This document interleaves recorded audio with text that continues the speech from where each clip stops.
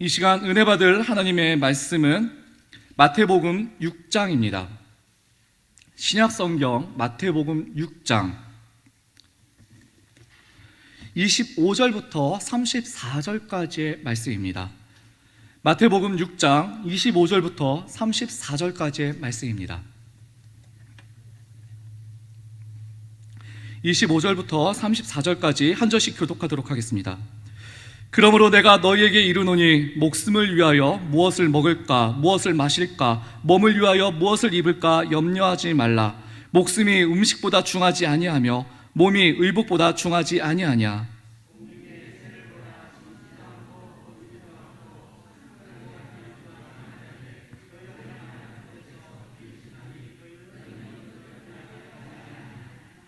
너희 중에 누가 염려함으로 그 키를 한 자라도 더할 수 있겠느냐.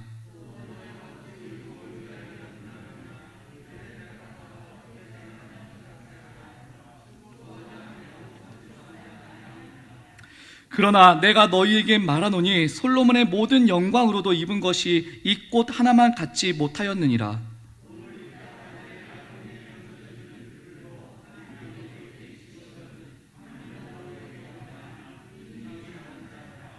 그러므로 염려하여 이르기를 무엇을 먹을까 무엇을 마실까 무엇을 입을까 하지 말라.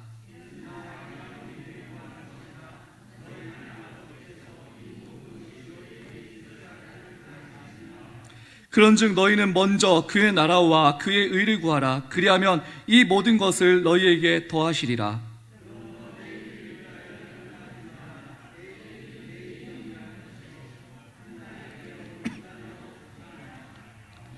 아멘. 이 시간에는 가지지 못했다는 염려라는 제목으로 말씀 증거하도록 하겠습니다.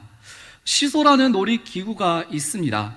중앙을 고정시켜 놓은 판자의 양 끝에 앉아서 서로 오르내리며 노는 그 기구인데요, 이것을 영어로 하면 시서입니다. 이 씨라는 이 보다란 단어와 그리고 보다의 과거형인 써라가 합쳐진 이 단어인데요, 이 두 단어가 합쳐진 이유는 이 시소란 놀이기구가 올라갔을 때는 무언가 보이고 또한 내려갔을 때는 무언가를 봤다라는 과거형으로 만들어졌기 때문입니다. 같은 공간에 같은 시간에 서로의 눈을 마주 보면서도 서로가 보지 못했던 것을 본다는 심오한 의미도 가지고 있습니다. 그런데 이런 심오한 의미를 가지고 만들어진 영화가 있습니다. 2016년에 나온 시소라는 독립영화가 바로 그것입니다. 이 영화에는 두 명의 등장인물이 등장합니다. 개그맨 이동우 씨와 그리고 장애운동가인 임재신 씨가 그 주인공입니다. 이 두 사람이 제주도 여행을 계획한 계기가 참 짠하면서도 굉장히 감동적입니다. 이 개그맨 이동우 씨는 개그맨으로 데뷔하였고 그리고 친구들과 틴틴파이브라는 그룹도 결성할 정도로 그는 끼도 있었고 인기도 많았던 사람이었습니다. 그런데 한창 상승세를 타고 있던 그에게 2004년 망막색소 변성증이 발병하게 됩니다. 이 망막색소 변성증이라는 것은 망막에 이상이 생겨서 시력이 점점 터널처럼 좁아지다가 결국 시력을 잃게 되는 병입니다. 이 이동우 씨도 이 병으로 점차 시력을 잃어가다가 결국에는 완전히 시력을 잃어서 1급 시각장애인이 되고 마릅니다.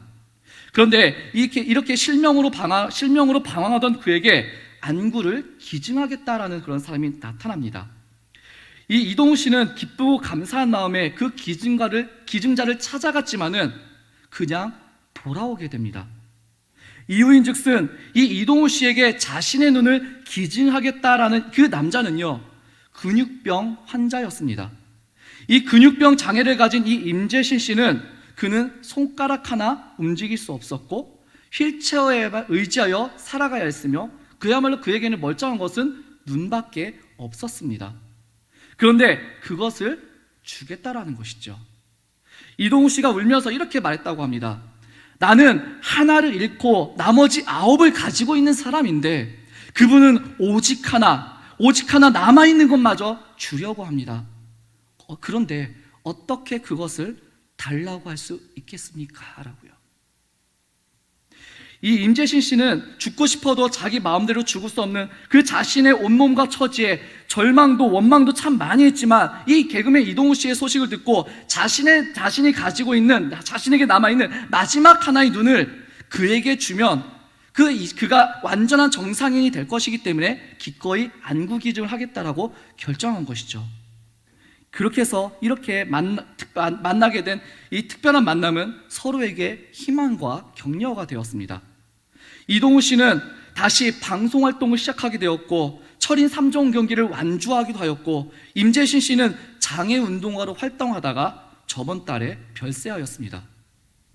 앞을 볼 수 없는 사람 이동우 씨와, 그리고 앞을 볼 수만 있는 사람 이 임재신 씨의 드라마 같은 만남과 우정, 그리고 그 특별한 여행을 그린 인생 이야기가 바로 이 시소라는 제목의 다큐멘터리 영화로 만들어져 개봉했던 것입니다. 우리는 이러한 얘기를 들을 때마다 굉장히 짠하고 감동적이기도 합니다. 그리고 다시 우리 자신을 돌아보게 됩니다.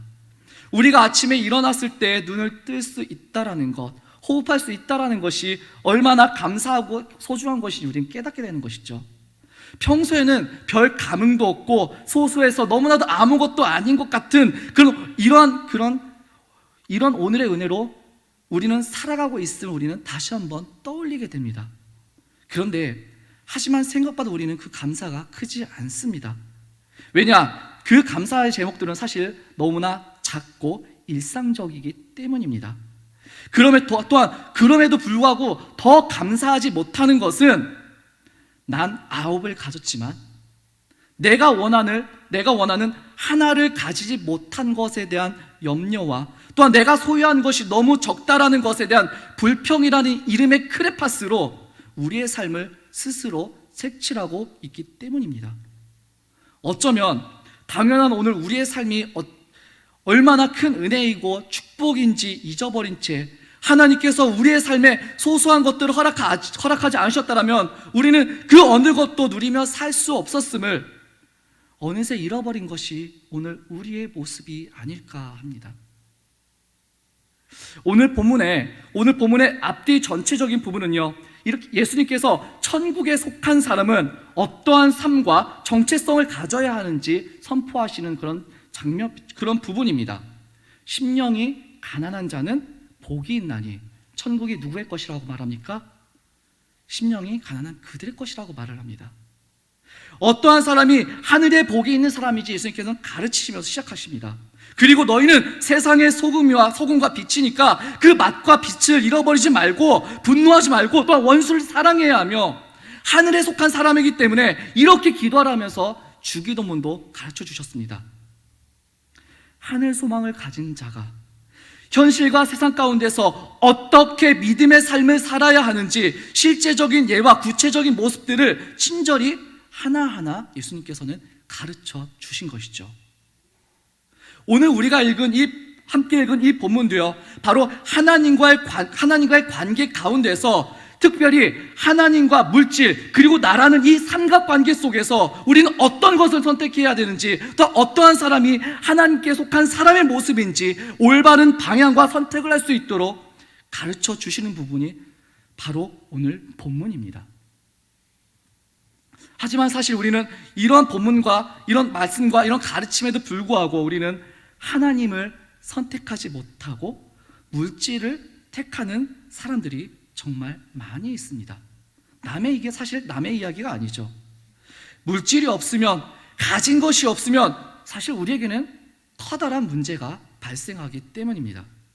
그 문제로 인해서 하나님께 불평하게 되고 우리에게는 자괴감이 생기게 되고 자존심이 상하고, 또한 하나님과의 관계에 있어서도 아예 감사하지 않게 되거나, 그 문제의 크기를 저울질해가면서 감사의 성립 여부를 결정하게 되는 문제, 그 어마어마한 문제를요, 오늘 본문에서는요, 염려라는 단어로 표현하고 있습니다. 이 염려란 단어를 국어사전에 찾아보면 앞일에 대하여 여러 가지로 마음을 써서 걱정함, 또는 그런 걱정이라고 설명하고 있지만은 이 염려의 범위는요 굉장히 넓습니다. 미래에 대한 그런 불안함의 상태뿐만 아니라 내가 지금 가지든 가지지 못했든 어떠한 사랑을 불문하고 정말 다양한 상황과 환경에 따라서 여지없이 찾아오는 것이 염려입니다. 쉽게 말하면 가진 것이 없어도 염려가 있을 뿐만 아니라 많이 가져도 염려라는 문제가 있다라는 것입니다. 그 중에서도 가장 일반적이고 가장 현실적인 문제인 이 재물에 의한 염려를 본문에서는 이야기하고 있는 것이죠. 왜요? 이 물질이라는 것이 없으면 말했듯이 큰 염려가, 큰 걱정거리가 생기기 때문입니다. 오늘을 살고 있는 우리도 마찬가지입니다. 오늘 살고 있는 우리도 이 염려의 문제에서 우리는 벗어날 수 없듯이 돈과 물질, 이 먹을 것과 입을 것에 대한 이 그런 염려는요, 신약시대 그 당시에도 벗어날 수 없는 커다란 문제였습니다. 이 염려로 인해서 야기되는 많은 문제들, 그리고 뒤따르는 불평과 감사하지 못함은 어쩌면 당연한 계산 결과였고, 그리고 사람으로 오신 그 예수님께서는 이러한 사람들의 염려를 아주 잘 알고 계셨습니다. 그렇기 때문에 더더욱 분명하고도 단호하게 말씀하셨던 것이죠. 하나님과 재물을 겸하여 섬기지 못한다고요. 우리는 여기서 매우 어려운 딜레마에 빠지게 됩니다. 우리가 재물을 섬기지 않더라도 사실 이 재물을 생각하고 염려하지 않을 만큼 그렇게 부어주신다면 우리는 그 모든 염려가 해결될 것 같고, 그야말로 정말 그것이야말로 정말 커다란 감사이자 그리고 또 은혜일 텐데, 예수님께서는요 굳이 하나의 주인만 선택함으로써 선을 분명히 긋도록 명령하고 있는 것이죠. 그래서 우리는 정말 이제 참으로 어려운 선택을 해야 합니다. 그런데 사실은 이 선택은요 답정너입니다. 즉 답은 정해져 있으니까 너는 대답만 하면 된다라는 것이죠. 근데 그럼에도 우리가 그 선택을 하지 못하는 것은 오늘의 현실에 없는 것에 대한 염려와 또한 지금까지 주신 것에 대한 감사가 적기 때문입니다. 머뭇머뭇 결정하지 못하고 주저하고 있는 우리들에게 예수님께서는 이렇게 말씀하십니다. 오늘 우리 25절과 26절 함께 읽도록 하겠습니다. 25절과 26절 함께 읽겠습니다. 시작. 그러므로 내가 너에게 이르노니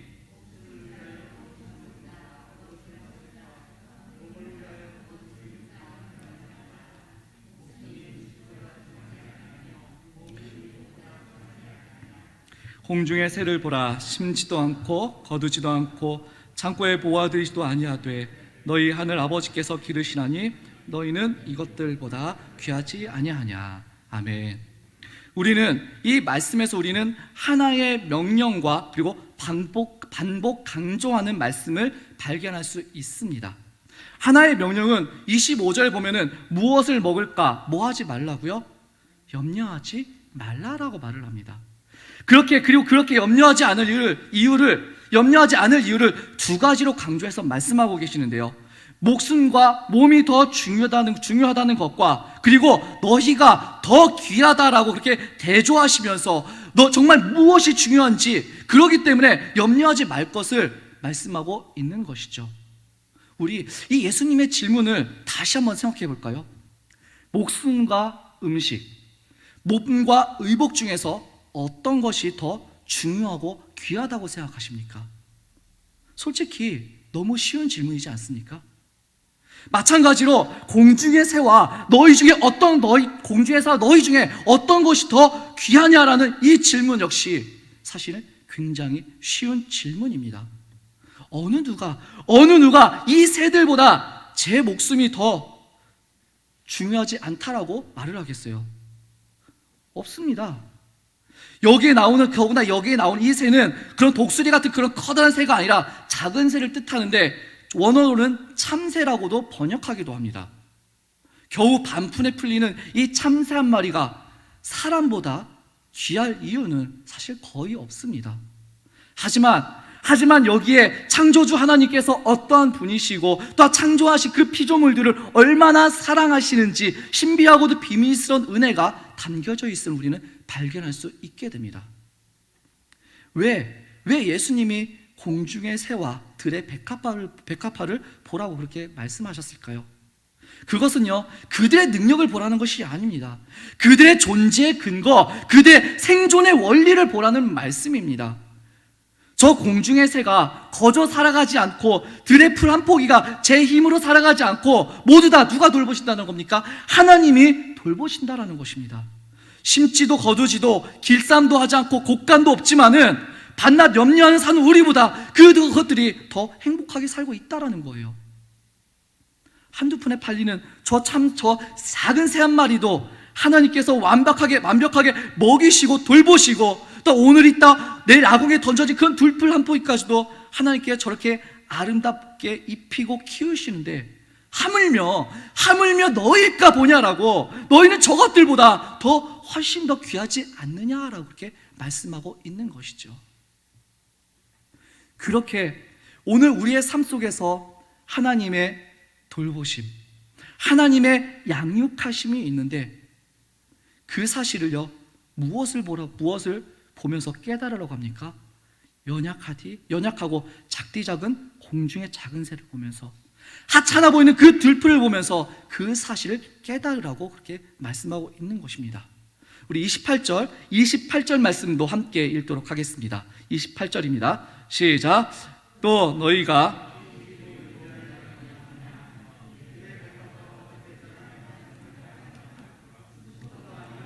길쌈도 아니하느니라. 아멘. 자, 예수님께서는요, 이 들의 백합화를 그냥 마냥 보라고 말씀하시지는 않습니다. 어떻게 하라고 하십니까? 생각해 보라라고요.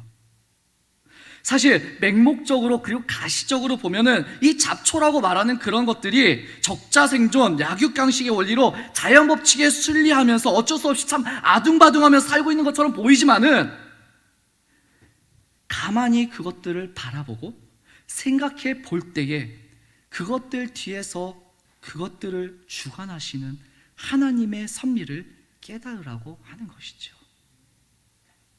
그렇습니다. 그것들보다 더 귀한 우리들의 오늘 하루의 삶 속에서, 지난 시간의 삶 속에서 우리는 얼마나 많은 하나님의 섭리하심을 발견할 수 있었습니까? 나와 함께 하시는 하나님, 나를 지금까지 인도해 주시고 비록 확 느끼지는 못했지만은 미세한 바람과 같은 목소리로 인도해 주신 그 하나님의 은혜, 우리 삶 가운데 섭리하셔서 베풀어 주신 그 하나님의 은혜를 깊이 생각할 때마다 우리는 무엇을 하게 됩니까? 그런 거 왜 주셨지? 왜 쓸데없이 그런 거 주셨지? 차라리 돈으로 주시지 라고 그렇게 불평하고 그 없는 것에 대한 원망과 염려만을 하게 됩니까? 아니면 감사하며 하나님께 영광을 돌리게 되나요? 우리는 때로는 당연하다라고 그렇게 생각하는 것들이 사실은 하나님께서 우리를 위해서 준비하시고 우리를 위해서 공급하시는 은혜입니다. 그러니까 염려하지 말라라는 것이죠. 그 염려 때문에 감사하지 못하고, 그 염려 때문에 하나님께 불평하고, 그 염려 때문에 마냥 주저앉아 있지 말라고요. 정말 귀하고 정말 소중한 너희들이 그렇게 염려하지 말라고 할 그런 구체적인 이유를 예수님께서 계속해서 말씀하십니다. 우리 32절 말씀도 계속해서 함께 읽겠습니다. 32절입니다. 시작. 다 이방인들이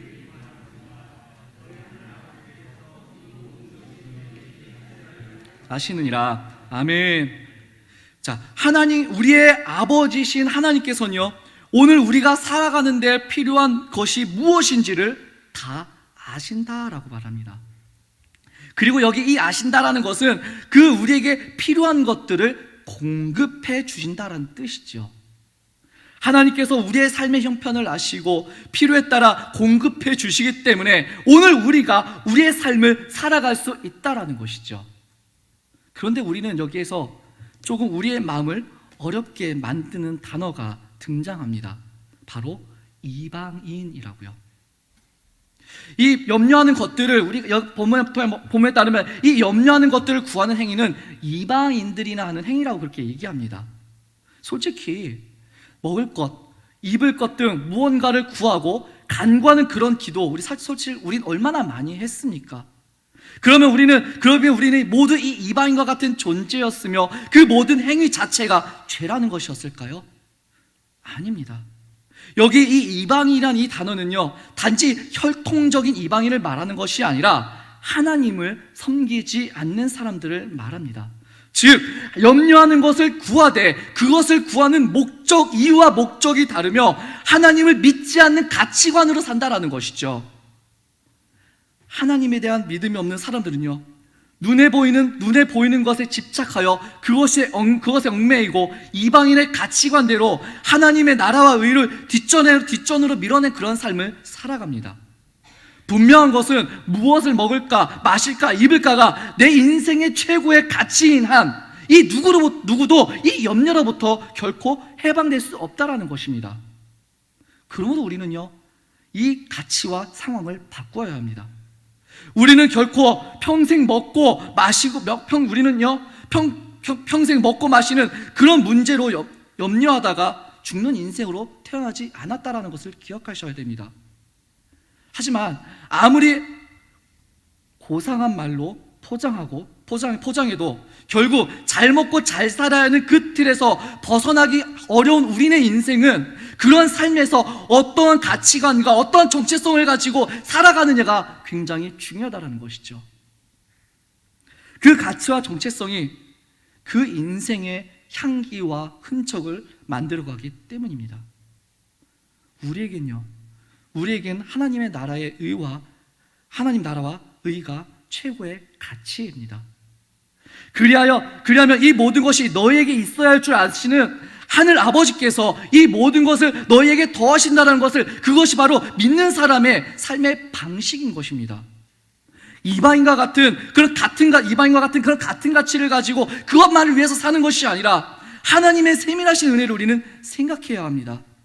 그 은혜로 인해서 우리가 지금 이 순간을 살아가고 있으며, 믿는 사람에게도, 하나님을 경외하는 사람에게도 이방인이 구하는 그러한 것들이 당연히 필요하다는 것을 아시는 그 하나님께서는, 그것을 잘 아시는 하나님께서는 이 모든 것을 채워주시겠다라고 약속을 하고 있는 것이죠.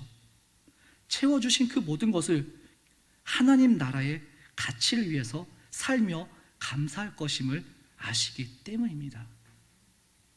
이렇게 채워진 은혜를 우리의 삶 전 영역에서 누리고 있다는 것은 반대로 말하면 하나님께서 우리의 삶에 필요한 것들을 공급해 주시지 않는다라면 우리는 단 한순간의 삶도 영위할 수 없다라는 것을 증거합니다.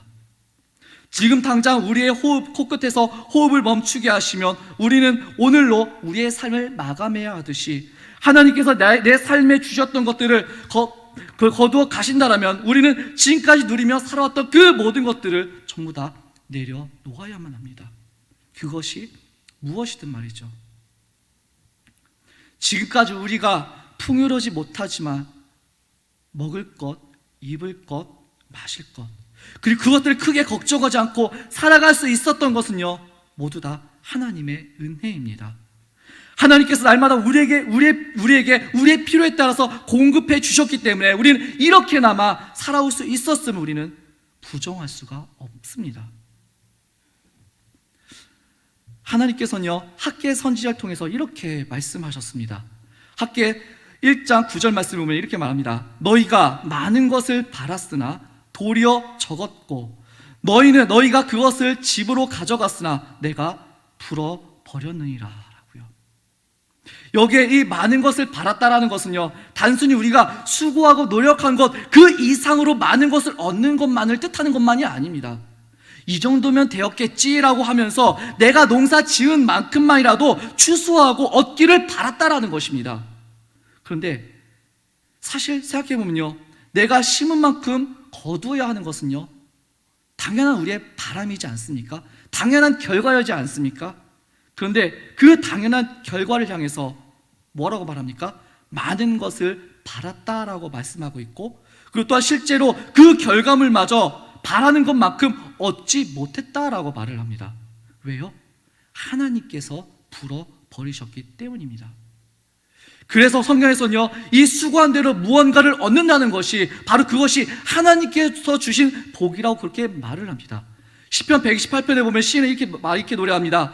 내가 내 손이 수고한 대로 먹을 것이라, 내가 복되고 형통하리라 라고요. 성경은요, 우리가 기대하는 어떤 기적 같은 일이 일어나야만 우리가 복을 받은 것이다라고 말씀하지 않습니다.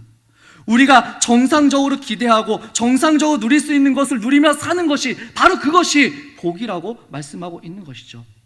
우리가 예수 믿는다고 해서 갑자기 떼돈을 버는가? 아닙니다. 우리 자기 자신이 건강 관리를 하지 않으면서도 하나님께서 내 건강을 책임져 주실 거라고 하면서 그렇게 막 사는 그것이 과연 올바른 삶입니까? 아닙니다. 그렇게 생각하는 것은요, 하나님을 업신여기는 것이고 교만이라는 것이고 교만입니다. 하나님은 우리가 수고한 대로 얻게 하시는 분이십니다. 수고한 것만큼 기대하고 그만큼 누리면서 사는 것이 복임을 우리는 기억해야 한다는 것이요. 그렇다면 이제 우리가 무엇에 감사하며 살아야 되는지 이제는 더 분명해집니다. 우리의 삶에 어떤 기적 같은 일이 일어나야지만 감사할 수 있는 것이 아닙니다. 그저 우리가 오늘 일상적이고 평범한 오늘 살아가는 우리의 모든 일상이 바로 하나님께 올릴 수 있는 감사거리라는 것이죠. 그래서 하나님께서는 우리에게 이렇게 말씀합니다. 범사에 감사하라. 이것이 그리스도 예수 안에서 너희를 향하신 하나님의 뜻이다라고요. 여기에 이 범사에 감사하라, 이 범사에 감사하라, 이 말씀은요, 모든 일에 감사하라는 뜻으로 평범한 일상에도 감사할 일들이 굉장히 많이 있다라는 것입니다. 오늘 본문의 말씀에 비추어서 본다라면은 공중에 나는 새들을 바라보면서도 우리는 감사해야 한다라는 것입니다. 공중에서도 저렇게 먹이시는 하나님께서 오늘 나에게도 삶을 살아가는데 필요한 것들을 채워주셔서 내가 오늘을 살게 하시는구나라고요. 들에 피어있는 이름 모를 그런 풀들을 바라보면서 하나님께서 이렇게 작은 들풀도 기르시고 아름답게 하시는 그 하나님께서 오늘 나에게도 아름다운 삶을 살게 하시는구나라고, 그렇게 우리는 감사할 수 있어야 한다라는 것입니다. 어떤 특별한 일이 나에게만 일어나야 한다는 그런 기대에 앞서 지금 내게 주어진 그 삶 속에서 하나님의 사랑의 손길을 느낄 수 있기를 소망합니다. 작은 내 삶에 함께 하시고 내 삶을 이끌어 주시는 그 하나님의 섭리하시는 그 손길에 감사할 수 있기를 소망합니다. 그것이 믿음으로 사는 사람들의 모습입니다. 말씀을 정리합니다. 우리는 우리의 삶을 믿음과 감사하는 삶으로 바라볼 줄 알아야 합니다. 그래야 우리의 삶에 가득히 임하여 역사하시는 그 하나님의 은혜를 우리는 풍성히 누리며 살 수 있게 됩니다. 내 삶에 주어지지 않는 것들을 바라보면서 불평하는 사람은요, 결코 행복할 수 없습니다. 내가 가지지 못한 것들에 대한 염려와 불평과 원망은 하나님과의 관계를 무너뜨리게 만듭니다. 혹 그 사람이 원하던 좋은 것이 주어진다 할지라도 결국 그것으로 만족하지 못하고 또 가지지 못한 것에 대한 염려로 살아갈 것이 자명하기 때문입니다. 늘 더 나은 것, 더 좋은 것을 추구하는 우리들에게 지금 보이는 것들이 불만족스러워 보일 때가 참 많이 있습니다. 그러한 것들을 만족하지 못한 우리는 이 불평이라는 수순으로 나아가다 보니 염려하게 되고, 또한 너무 소소하고 일반적이어서 오늘 주어진 것에 감사하지 못할 뿐만 아니라 이미 주어진 사랑과 은혜를 너무 쉽게 잊어버리지 않는지 돌아봐야 할 것입니다. 현실과 염려라는 그 이름 아래 아직도 하나님의 사람으로 살기를 주저하고 있다라면, 아직도 감사하지 못하고 있다라면 우리는 이젠 분명히 선을 긋고 선택해야 합니다. 33절, 우리 33절 말씀 함께 읽도록 하겠습니다. 33절입니다. 시작. 그런즉 너희는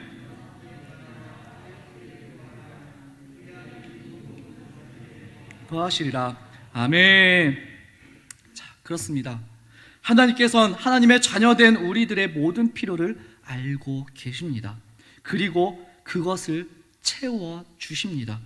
그 채워주심을 믿고 오늘 준 은혜 속에서 감사하고 이방인의 가치관대로 나에게만 필요한 것만을 구하고 염려하는 것이 아니라 하나님 나라에 속한 백성으로서 그의 나라와 그의 의를 구하는 믿음의 모습이 우리 성도님들의 삶에 나타나기를 소망합니다.